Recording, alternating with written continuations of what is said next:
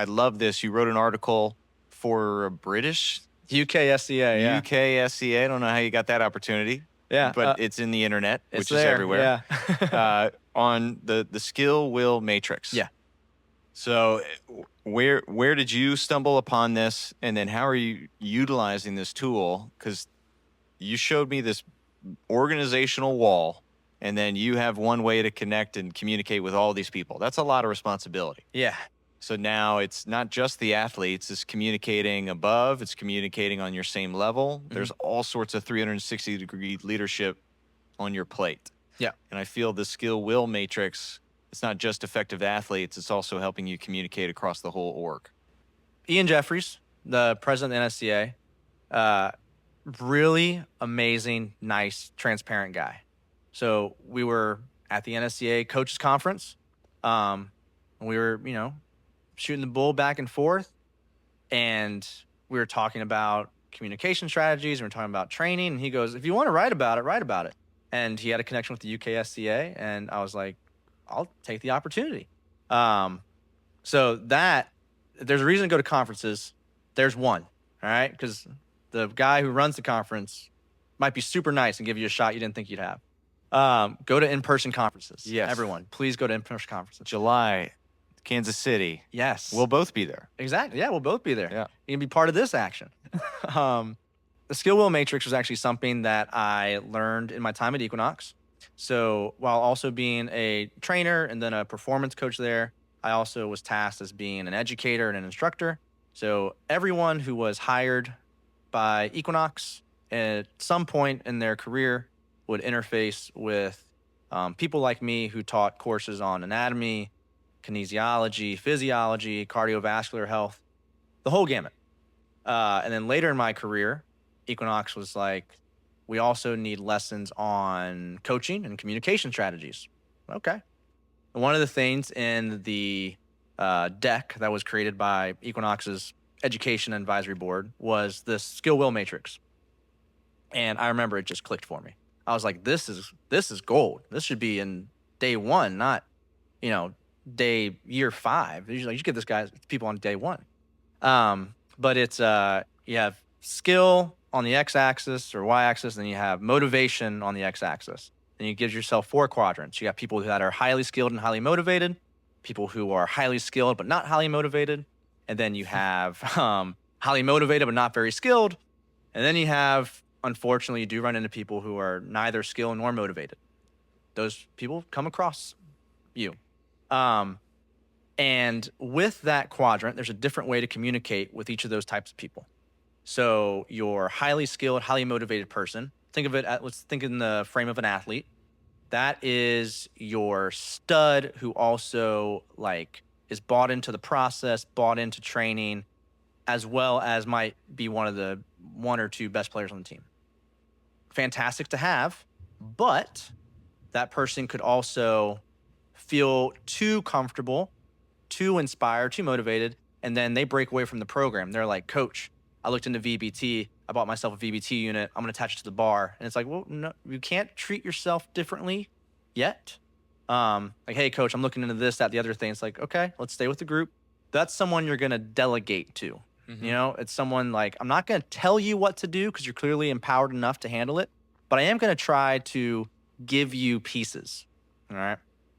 So that's your highly skilled, highly motivated. You're highly skilled, not highly motivated. This is your person who has all the talent in the world. And this is probably the most common coaching situation. Tons of talent, not tons of drive. Could be that they're burnt out. Could be that they're really good at something they don't actually really care about. Some people are thrust into situations that they didn't intend to be thrust into. It's just the way their life worked out. Find a way to inspire them. Mm-hmm. All right, find a way to motivate them. Whether it be for an athlete, a metric that they care about, or maybe you find that special muscle and fitness magazine that, piques their interest and changes their life. Who knows? So that's your highly skilled and not so motivated.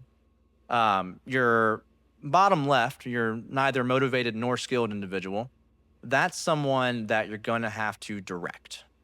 It's like, okay, look, I need you to do A, then B, then C. I need you to do it this way, that way, then this way.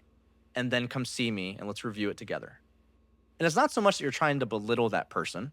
It's not so much that you're trying to teach them that they don't belong. You're actually trying to find a way to either increase their skill or increase their motivation. Get something out of them. Because to be in a situation where you're neither skilled enough to do the job or motivated enough to work at it, something's not clicking. So those are people that you need to find a way to like drag something out of, get them into another quadrant. And then lastly, you have your very motivated but not so skilled. That's someone that you want to guide. It's like, hey, go ahead, try this out. Let me know how it goes before you try the next thing, but try it out. And you know what? While you're trying it out, here is a resource that I found really valuable. Why don't you use that to guide this? That's like your person. That's your person. You're like, hey, I trust you to build the IKEA furniture. I would really appreciate it if you also used this YouTube page in addition to the instruction manual that goes with it. You know, because I trust you, but you're likable, but I need you. You need some help. And that matrix has served me well with athletes. It's served me well with coworkers. It's served me well in relationships. I remember when I wrote that article, I sent it to my mom, and my mom was like, "I'm gonna use this at work tomorrow," and I was like, "Be careful. You know, you don't want to like jump. You don't want to throw a framework onto people that aren't expecting it." You're here, you unmotivated, terrible, talented Yeah. person. Yeah. Get better. Exactly. So I told her, maybe pull back a little bit on the immediate implementation. But I mean, she had great results with it. It's just, it kind of helps put things in perspective, which is important if you're going to work with anyone, Yeah. much less a large scale company organization like a pro sports team. Yeah. And I mean, different phases, because you see dudes during this spring training, and maybe hopefully you don't see them later on, but then Right. 6 months down the line, we can reassess. It's not labeling them who they once were. Maybe they're catching a bad break, Yeah. and you can get them back on the track where you feel they were. It's highly dynamic. I mean, you can have someone and we were talking about coffee intake earlier. I know for myself, I have shown up to our meetings here in the morning and I have been a highly skilled but highly demotivated person. Like, you got to pull it out of me. And I know that about myself and I feel it. And even then I'm like, someone's got to inspire me. Like I need to work on that for sure. And there are days where the coffee's hitting and you're skilled, you're motivated, you're driven. You're like, I can take over the world. And that can be in a day, that can be in a week. You can have someone who, think of like the intern. The intern's highly motivated, relatively unskilled. You need to teach them. You teach them, you hire them. Well, guess what?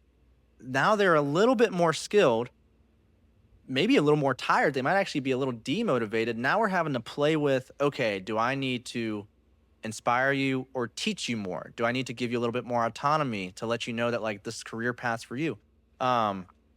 It's a great tool, incredibly helpful, and I'm really happy that it's worked out for the people that have used it.